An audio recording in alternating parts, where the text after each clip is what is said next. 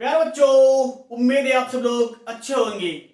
तो इस वीडियो में हम लोग बात करने वाले हैं हाफमान ब्रोमेमाइड अपक्रिया। हाँ बच्चों, हाफमान ब्रोमेमाइड अपक्रिया। तो क्या होता है इस अपक्रिया में? तो बच्चों, एमाइड समूह CONH2 समूह यानी कि एमाइड ग्रुप,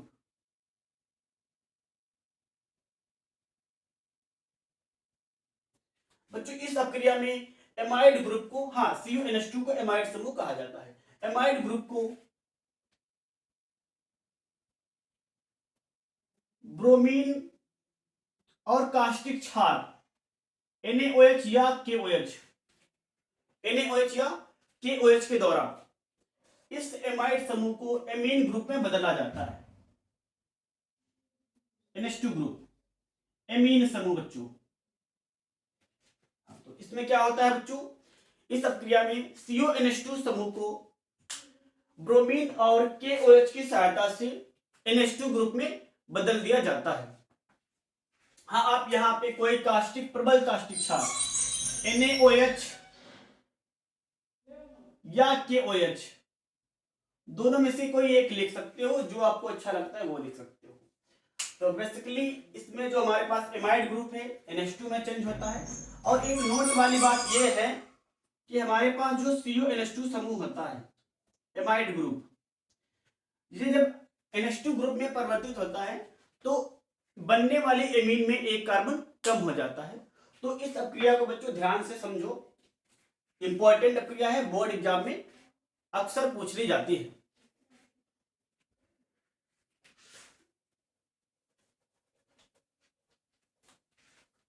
तो अपक्रिया को बच्चों कैसे बनाना है सीखो।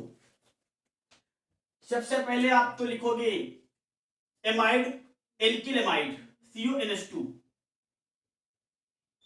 आप एल्किल एमाइड भी लिख सकते हो या एरिल एमाइड ArCONH2 भी ले सकते हो। CONH2 AR यानी कि इसे बच्चों एरिल बोलते हैं। AR समूह को एरिल बोलते हैं, एरिल, जिसमें मुख्य रूप से C6H5 आता है। C6H5 मुख्य रूप से आता है। बाकी आप एरिल तो जानते हो, जब एल्केन परमाणु से एक हाइड्रोजन हटा दिया जाता है तो हमारे पास जो बचता है उसे एरिल समूह कहते हैं। एरिल को मुख्य रूप से आप कोई भी लगा सकते हो, CH3 लगा सकते हो, C2H5 लगा सकते हो। एक कार्बन का एल्किल मेथिल होता है, दो कार्बन का एल्किल एथिल होता है। तो इसी तरीके से आप या एल्किल एमाइड बना सकते हो या एरिल एमाइड बना सकते हो। क्रिया किससे करानी है बच्चों? ब्रोमीन जो द्रव अवस्था में होता है और एक प्रबल क्षार पोटेशियम हाइड्रोक्साइड या सोडियम हाइड्रोक्साइड KOH या NaOH। तो रिएक्शन कैसे होती है बच्चों, ध्यान से सुनो। जब एल्किल एमाइड को ब्रोमीन और कास्टिक क्षार पोटेशियम हाइड्रोक्साइड के साथ गर्म करते हैं तो एमीन प्राप्त होती है, एमीन प्राप्त होती है। और बच्चों क्या निकलता है हमारे पास? KBr निकल जाता है। और बच्चों potassium carbonate K2CO3 potassium carbonate बनता है। तो ये रिएक्शन होती है जब एल्किल एमाइड को ब्रोमीन और कास्टिक क्षार पोटेशियम हाइड्रोक्साइड के साथ गर्म करते हैं, जिससे एल्किल एमीन बनता है और ये हमारे पास उत्पाद निकलते हैं पोटेशियम ब्रोमाइड और पोटेशियम कार्बोनेट। तो इस रिएक्शन को कैसे बनानी है ध्यान से सुनो, काफी इजी तरीका इसका होता है। तो देखो, RCONH2 प्लस आपको ब्रोमीन लिखना है। ये दो कंपाउंड आपको याद रखने हैं। बाकी कितने पोटेशियम हाइड्रोक्साइड लगाना है वो आपको याद नहीं रखना है। केवल दो कंपाउंड याद रखने हैं, एमाइड ग्रुप और ब्रोमीन, यानी कि CONH2 और ब्रोमीन। वो नाम से याद रहेगा, ब्रोमेमाइड अपक्रिया, तो ब्रोमीन ले सकते हो। तो अब ध्यान से सुनो क्या होता है। पोटेशियम हाइड्रोक्साइड लिखना है। अब सुनो कितने पोटेशियम हाइड्रोक्साइड लिखना है। यहाँ पर चार जैसे लगाए हैं तो कैसे पता चल जाता है कि 4 पोटेशियम हाइड्रोक्साइड लिखना है। तो पहले तो उतने पोटेशियम हाइड्रोक्साइड लगा सकते हो जितने आपके पास ब्रोमीन है। पहले कितने लगाएंगे बच्चों? 2 ब्रोमीन है तो 2 पोटेशियम हाइड्रोक्साइड, 2 ब्रोमीन है तो 2 पोटेशियम हाइड्रोक्साइड। तो यहाँ से के पर पॉजिटिव चार्ज होता है और ब्रोमीन पे माइनस का चार्ज, निगेटिव चार्ज होता है, तो के बी आर निकल जाएगा बच्चा, पोटेशियम ब्रोमाइड। तो पोटेशियम ब्रोमाइड इस तरीके से बनेगा। कितने पोटेशियम ब्रोमाइड, 2 ब्रोमीन है तो 2 पोटेशियम ब्रोमाइड बन जाएंगे। तो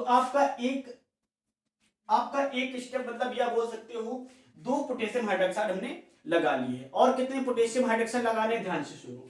हमारे पास जो CO समूह होता है, यहाँ पे जो CO है ये चेंज हो जाता है CO3 में। जो CO होता है वो चेंज हो जाता है CO3 में, यानी कि हमारे पास CO के पास एक ऑक्सीजन होता है, इसको 2 ऑक्सीजन की और जरूरत होती है। तो आप 2 KOH और लगा सकते हो, क्योंकि हमारे पास ऑक्सीजन कहां से मिलेंगे, KOH के पास ऑक्सीजन मौजूद होता है। क्योंकि हमारे पास CO है, ये चेंज हो जाता है CO3 में, तो कार्बन मोनो यानी कि CO के पास एक ऑक्सीजन होता है, इसे CO3 में परिवर्तित करने के लिए हमें 2 और कार्बन की आवश्यकता होती है। तो हम 2 पोटेशियम हाइड्रोक्साइड लगा सकते हैं और लगा देंगे पोटेशियम हाइड्रोक्साइड। तो इस तरीके से बच्चों 4 पोटेशियम हाइड्रोक्साइड बन जाते हैं। या आप इस तरीके से याद कर सकते हो, हमारे पास CO किसमें चेंज होगा बच्चों, CO3 में। पोटेशियम चेंज होता है, यानी हमारे पास जो CO है वो चेंज हो जाएगा CO3 में, और पोटेशियम कार्बन बनता है, पोटेशियम कार्बोनेट बनता है। यानी कि पोटेशियम कार्बोनेट बनाने के लिए, पोटेशियम कार्बोनेट को बनाने के लिए, यानी कि इसका फार्मूला होता है K2CO3। जब आप पोटेशियम कार्बोनेट बनाओगे तो हमें 2 कार्बन की और आवश्यकता, 2 पोटेशियम की और आवश्यकता होगी। तो इस तरीके से आप 2 पोटेशियम लगा दोगे। या तो आप उस तरीके से याद रख सकते हो, CO को बदलना है CO3 में, उसके लिए 2 ऑक्सीजन की आवश्यकता होगी, उसके लिए 2 ऑक्सीजन की आवश्यकता होगी। इस तरीके से आप KOH लगा सकते हो। तो या आप इस तरीके से जान सकते हो, जब CO3 में चेंज होगा, CO3 में चेंज होगा, तो इससे K2CO3 में बदलने के लिए, पोटेशियम कार्बन बनाने के लिए हमें 2 पोटेशियम की आवश्यकता होगी, तो 2 यहाँ पर लगा देते हैं। तो इस तरीके से बच्चों आपको याद रखना है। तो निकल जाएगा K2CO3। तो हमारे पास टोटल कितने पोटेशियम कार्बोनेट लगाने हैं, 4 पोटेशियम कार्बोनेट लगाने हैं। अब आगे का बच्चों काम देखो क्या होता है। आगे क्या होता है, यहां से K और Br निकल चुका है, ये वाला K और Br निकल चुका है, यानी कि 2 KBr। यहाँ पे केवल क्या बचा है, इन दोनों KOH के अंदर हमारे पास OH बचा हुआ है। दोनों में क्या बचा है, केवल OH बचा है। इस वाले KOH में देखते हैं क्या बचा है बच्चों हमारे पास। पोटेशियम तो निकल ही गए, 2 पोटेशियम। हमारे पास क्या था, CO था, हमारे पास केवल यहाँ पर क्या था, CO था। ये दोनों ऑक्सीजन, इसको CO को किसमें चेंज कर दिया, CO3 में। CO को ये दोनों ऑक्सीजन CO3 में बदल देते हैं, और इनके साथ क्या लग जाता है, K2 भी लग जाता है। तो K2CO3 इस तरीके से बनता है। यानी कि यहां से हमारे पास K और ऑक्सीजन, पोटेशियम और ऑक्सीजन दोनों में, पोटेशियम और ऑक्सीजन दोनों खत्म हो चुके हैं, यानी कि हमारे पास रिएक्शन में सम्मिलित हो चुके हैं। अब इसमें क्या बचा है, एक ये वाला हाइड्रोजन और एक ये वाला हाइड्रोजन। अब ध्यान से सुनो, इसमें बचा था OH, इसमें बचा है H। तो H प्लस OH माइनस जल बनाएगा, HOH यानी कि H2O। ऐसे ही कितने HOH हैं, HOH, एक जल यहां से बनेगा, HOH एक जल यहां से बनेगा, तो 2 जल बन जाएगा। अब आगे की बात समझो बच्चों। अब क्या बचा है क्रिया में वो लिखो, जो बचा है केवल इसको लिखना है आपको। अब यहां से देखो, CO खत्म हो चुका है, ब्रोमीन खत्म हो चुके हैं, चारों KOH आपके अब क्रिया में बिजी हो चुके हैं। बचा क्या हमारे पास, ये R बचा है और ये NH2 बचा है। तो क्या बन जाएगा, RNH2। RNH2 जो मुख्य कंपाउंड हमें बनाना था वो बन चुका है। तो जो इतनी आसान क्रिया है आप बना सकते हो। तो RNH2 इस तरीके से बन जाता है। हाँ, यहां पर एक कार्बन था, यहां पर एक भी कार्बन नहीं है। तो उदाहरण बच्चों इसका हम लोग जान लेंगे, उदाहरण जान लेंगे इसका। तुम R की जगह पर कोई भी लगा सकते हो, CH3 लगा सकते हो, C2H5 लगा सकते हो, जो आपको अच्छा लगता है वो लगा सकते हो। इसमें लिख देते हैं बच्चों K2CO3, K2CO3। तो जैसे हम लोग लिखेंगे बच्चों C2H5 CONH2, इसका नाम है एथिल एमाइड, क्योंकि 2 कार्बन है तो एथिल और CONH2 समूह एमाइड, एथिल एमाइड बच्चों। इसको गर्म करेंगे ब्रोमीन के साथ, और कितने KOH लगाने हैं आपको पता चलेगा बाद में। 2 ब्रोमीन है तो 2 KOH, 2 ब्रोमीन है तो 2 KOH,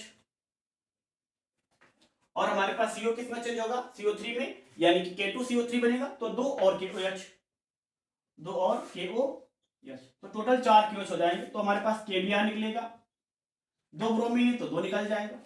ये किसमें चेंज हो जाएगा, CO3 में, CO3 में।